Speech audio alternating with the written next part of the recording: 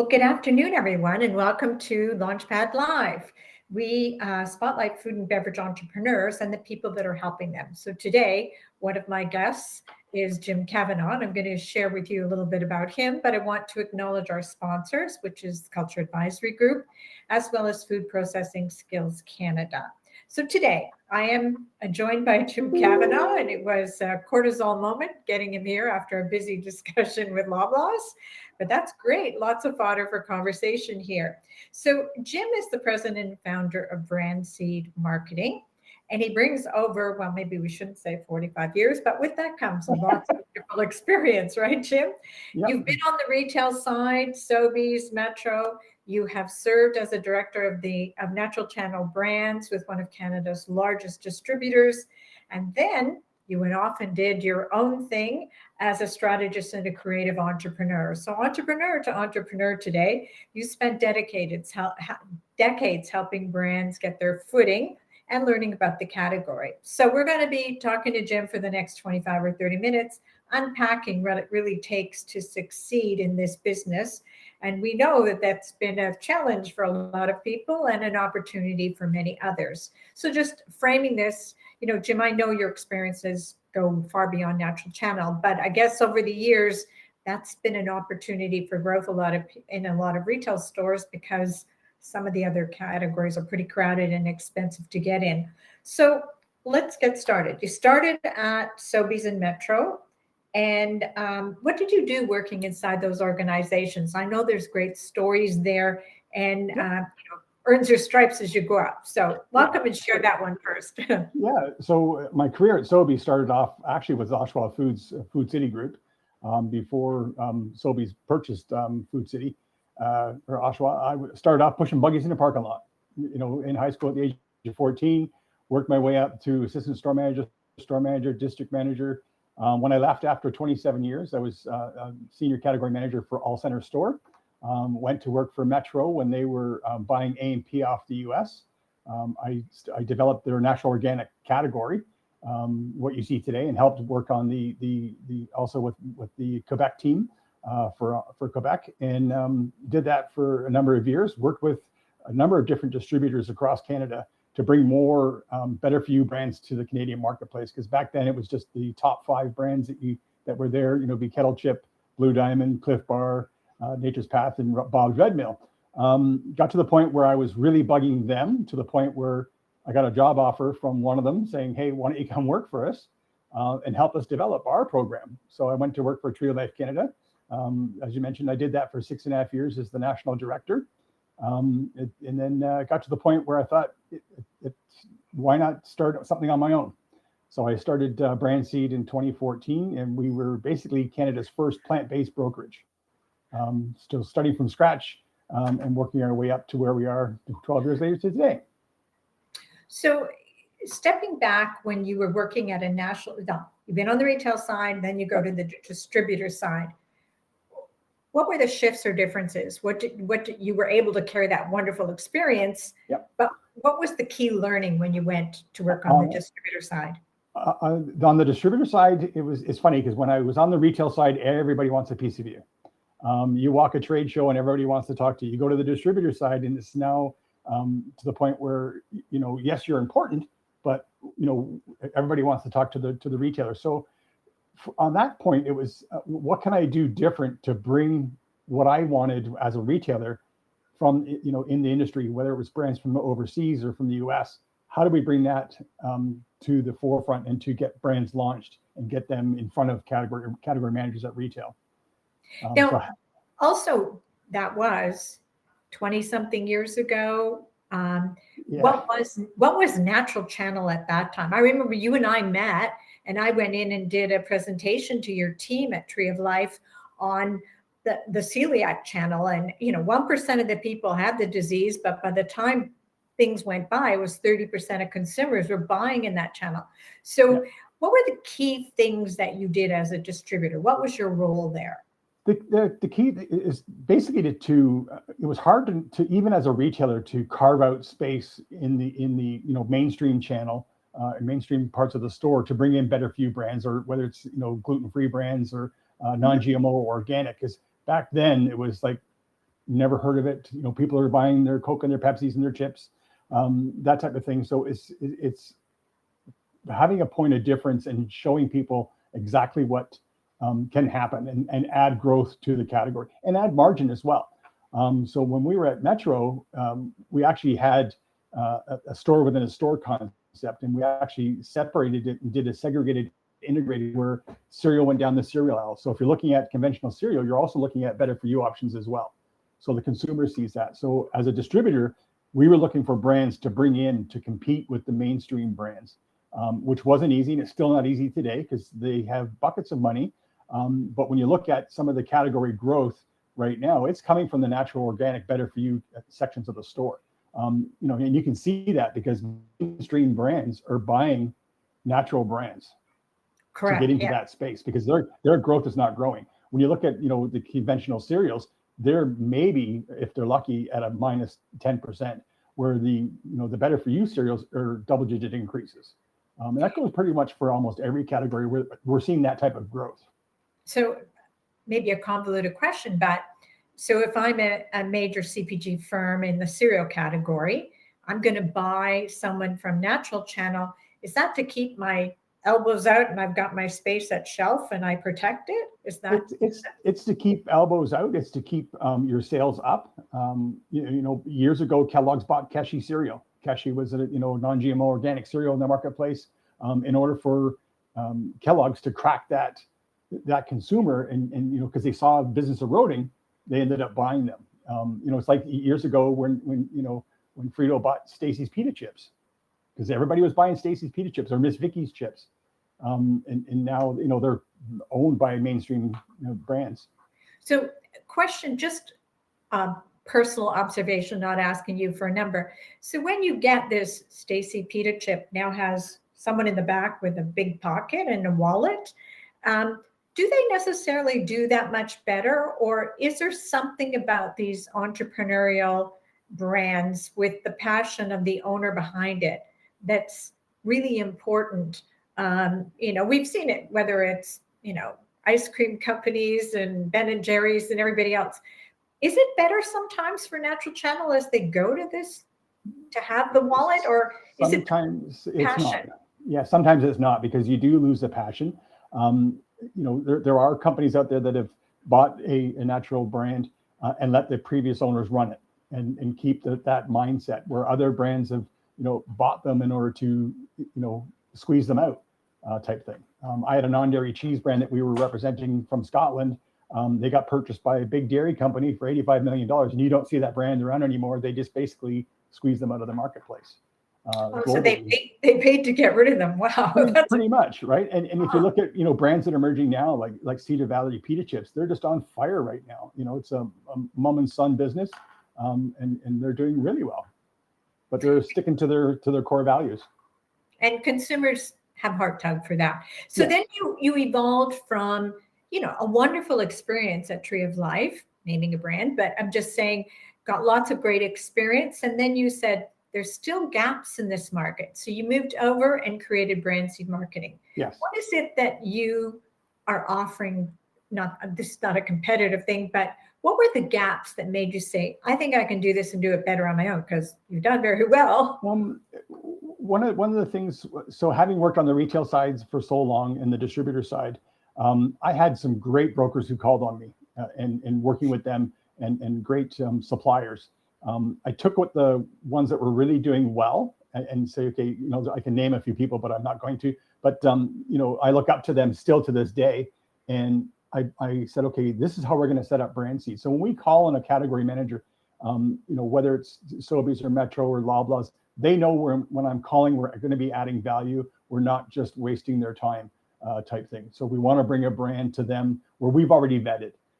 I had early in my career of Brand Seed, a retailer come to me and said, you're probably one of the first brokers where you present a brand and I'm not turning it around to read the ingredient deck, because I've already done that.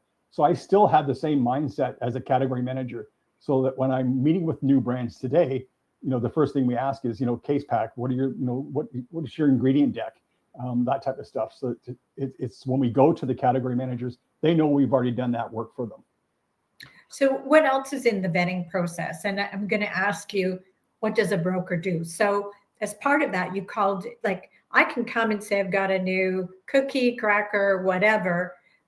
What's in your head as I come and say, Jim, can you take my brand on? So I get a number of brands reaching out, I want to say almost weekly, for us to bring them on. And it would be easy for us to grow to the point where, we'd have more than we know what to do with. But there's a few things I look at. Having come from the big corporate world, there's people and brands that you may not have worked with, that you enjoyed. I started Brand Seed to have fun and enjoy the category because I love doing what I'm doing, and I love what it's done for myself personally, health-wise. When I started into the health side of the business, I lost 110 pounds from what I am today. So that was part of the driven goal there. The other thing is the brand coachable? We've had brands come to us with that have a sustainable business in Canada. I've had brands that come to us with nothing, saying, okay, how do we get started? And it's a matter of working with them. Are they coachable? Do they understand the marketplace? I'll take them out for a retail tour. We'll spend a day out and say, okay, here's the category you want to get into.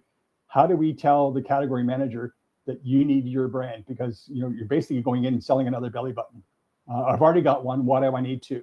And how are you going to displace the sales I have on certain brands there now for the brand you want us to list?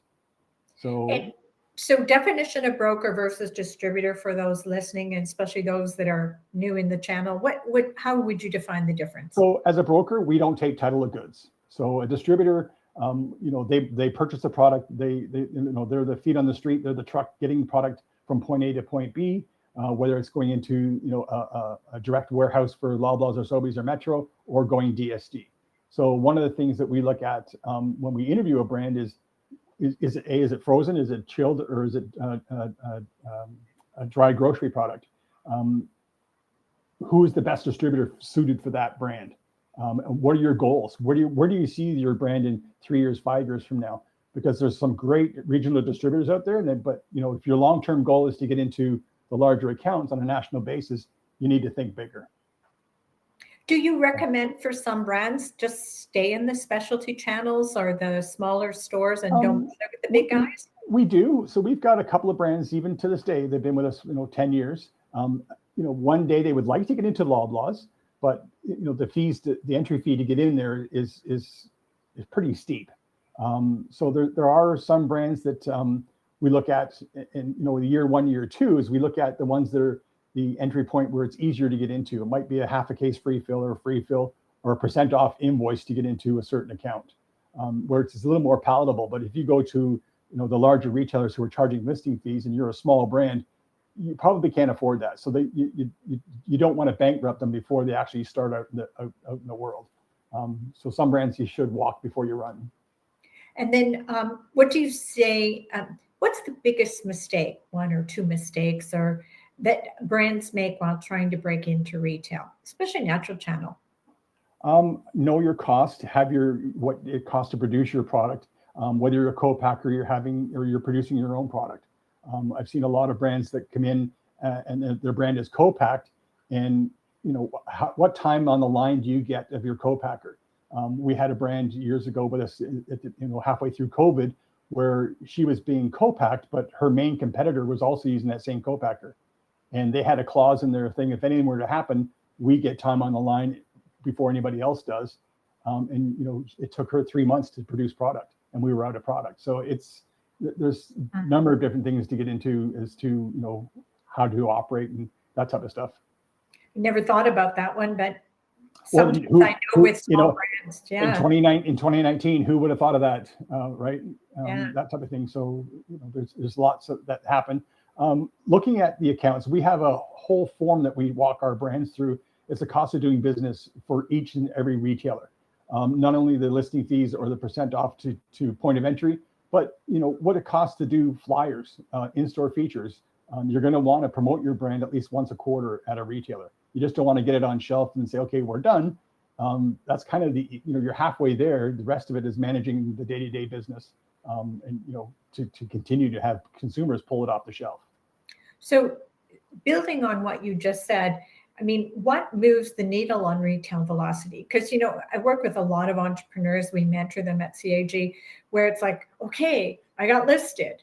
And I mean, yeah, they might do a demo or whatever, but what are buyers wanting from them? Because, yeah, they got some social media. I mean, where's the rubber hit the road on all this? So a lot of it too has to do with retailer loyalty programs. Can you support that as well as promos and demos, that type of stuff, the omni-channel. We're seeing a lot of things that, people explode on Instagram. But it's great to be on Instagram, but you need to have the retailers to send their consumers to purchase the product. Right. So you really want to work closely with your retail partners and your distributor partners to make sure that, if you've got a promo coming up, forecast out to make sure you have enough product, because you don't want to run out and short the stores. So a lot of balls in the air there. Yes. So then building relationships. And I know you've got long, solid ones. We've met at many golf tournaments and all sorts of things. So how do you counsel founders on building genuine connections with the buyers, the distributors, the brokers? I mean, as an entrepreneur, do I go with you to meet the buyer? What happens there? Yeah. So again, we have our trade show area. So at CHFA, we've got our whole brand seed aisle. There you're meeting category managers and even store personnel that come through. But we do product training with our distributor partners and their sales teams.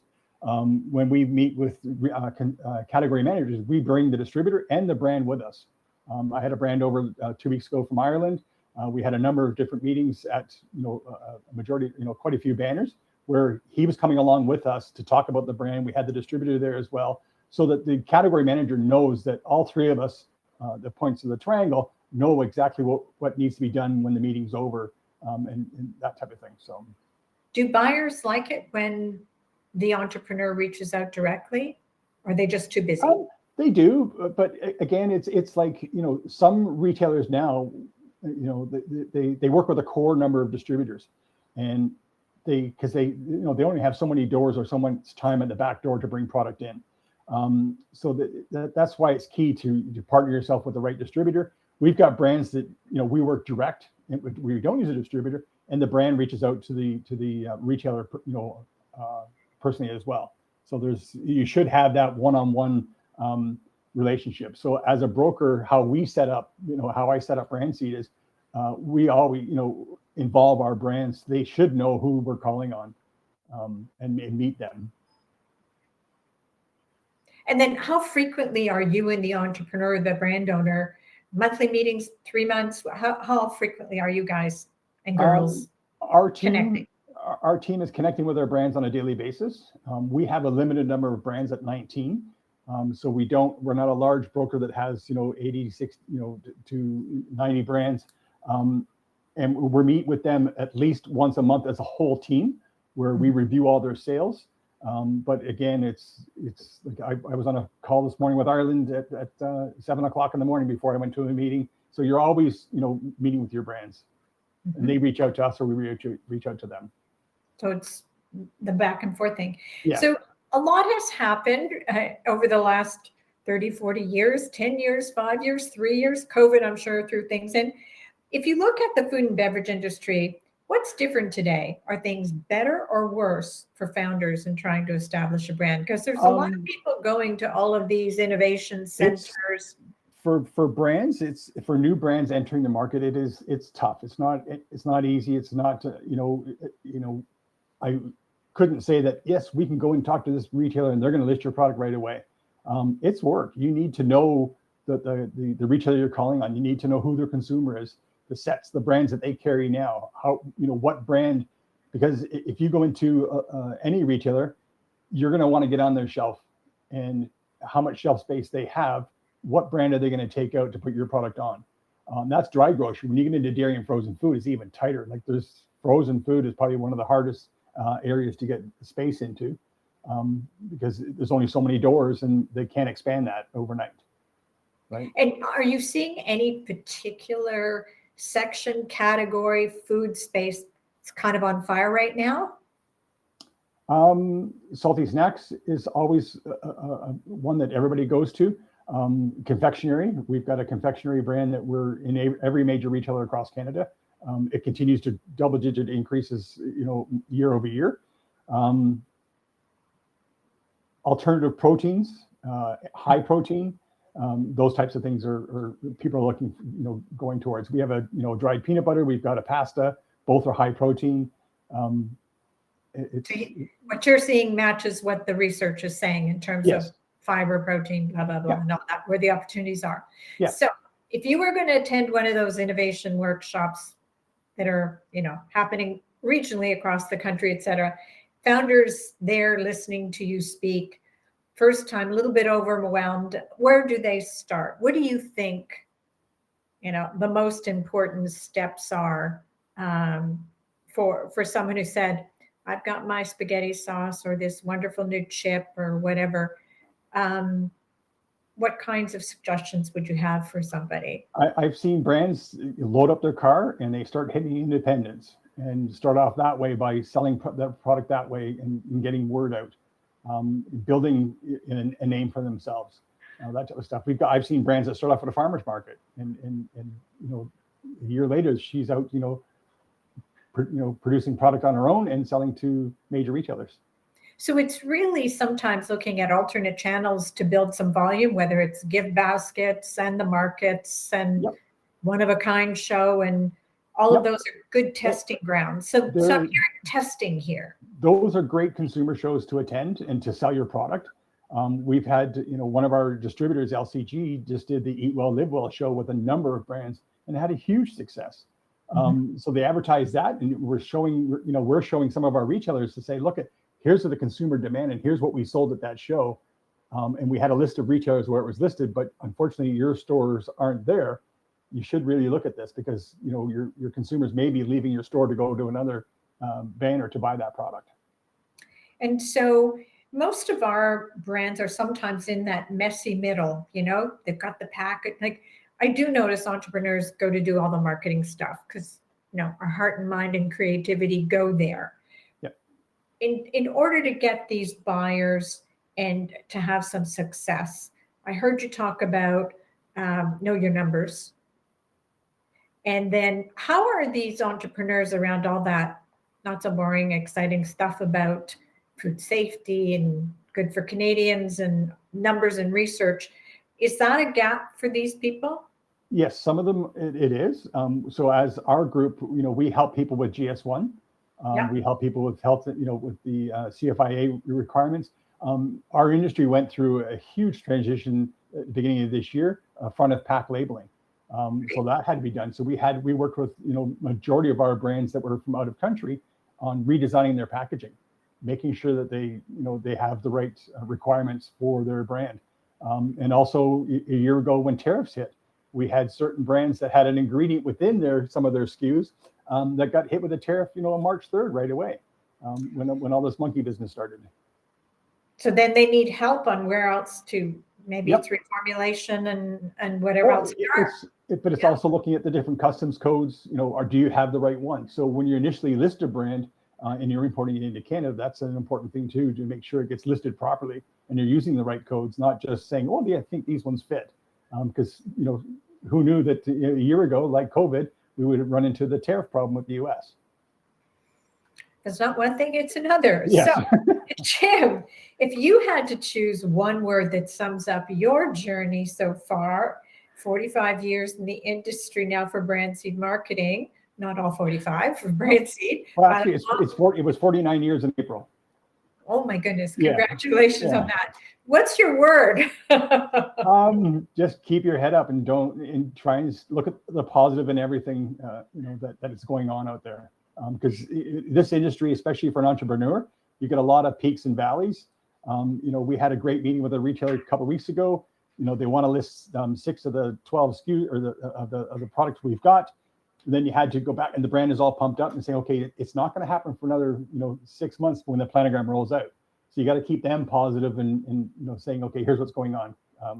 So on that thing about discouragement, I remember Sachi of Sicily saying to me, I always have 2 or 3 really good meetings scheduled, Because if I get a no at the beginning of the week, I got things to look forward to. How do you handle, like someone, when you said 6 months or 3 months, not, that means when I've gone and produced, what am I going to do with this? Where am I going to store it? Well, so that's the key thing too. So when we get a listing for a new brand, we look at what the lead time is to produce product. And one of the things that we do is we try and coach them not to produce product for that launch until we're 4 weeks out to that thing. Because you don't want to tie up, especially in our area of the store, a lot of our brands have a short shelf life.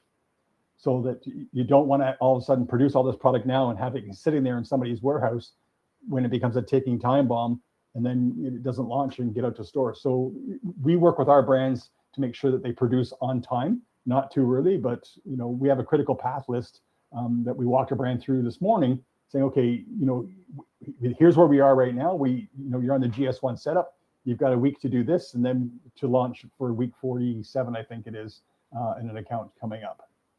So of all the brands, and I see them on the back shelf there, that's how you keep to 19. You just have that shelf. Yeah, well, so the shelf actually changes. It's kind of a run inside joke. Depending on who I'm meeting with, certain retailers, I'll put brands up there that they don't carry yet. So when they look, they go, "Oh, what is new?" And I says, "Well, it's something you should be having, list in your stores." What's the brand you've had the most fun with, or the most surprise? Geez, they're all fun. The biggest surprise one was one that I got into as introduced by one of our other brands as a favor to help get her started, and that's Buff Bison meat sticks. Working with Heather. So again, when I started, we were plant-based, and so that's the only brand we have that's actually meat-based. But she is awesome to work with. She's a single mom. She built the business, from scratch. And she just came up with a new SKU. She works her tail off doing demos. She was at the Eat Well, Live Well show. She's never one to, I never find her down. It's always, okay, well, if we can't do this, can we do that? And she's always looking for another way to get stuff done. And I've got brands like GFB, who's been with us since day one. I met him at an inbound trade mission, walked into a room. There was like 30 other brokers there. And I thought, I have got a chance of getting a brand. Interview with a couple, and I was driving home, and he called me. Marshall says, "Okay, you're my guy," and we've been with him for 12 years. So, some brands last a long time. Some, make the decision to, some of our U.S. brands to pull out of Canada. Some of them get sold, but it's, working with brands that you can have fun with and that are coachable. So it's always an evolutionary process, and it's never boring. It's never boring. Everybody has to eat. And so that's one good thing is, and you're trying to bring something to people that's healthy for them. And that's really appreciated, I know, for a lot of the people that are listening on this call. So, Jim, I want to thank you for your time. We're right on schedule here for all of those 45 years packed into 25, 30 minutes. Exactly the kind of conversation the community needs. I want to thank our sponsors, Culture Advisor Group and Food Processing Skills Canada. And if people want to reach out to you, Jim, and I know they're going to all get a copy of this video, I think within 2 hours, Webinar Ninja wraps it up and sends it out. But how can they reach you if they have more questions? I'm on LinkedIn. You can reach out there. You can reach out to me via our website through Contact Us. Or my email address at j.kavanagh@brandseedmarketing.ca. Wonderful. Thank you very much, Jim, for your time. I know you've got some meetings after, and thank you, everyone. Have a wonderful afternoon. Great. Thank you very much. Bye.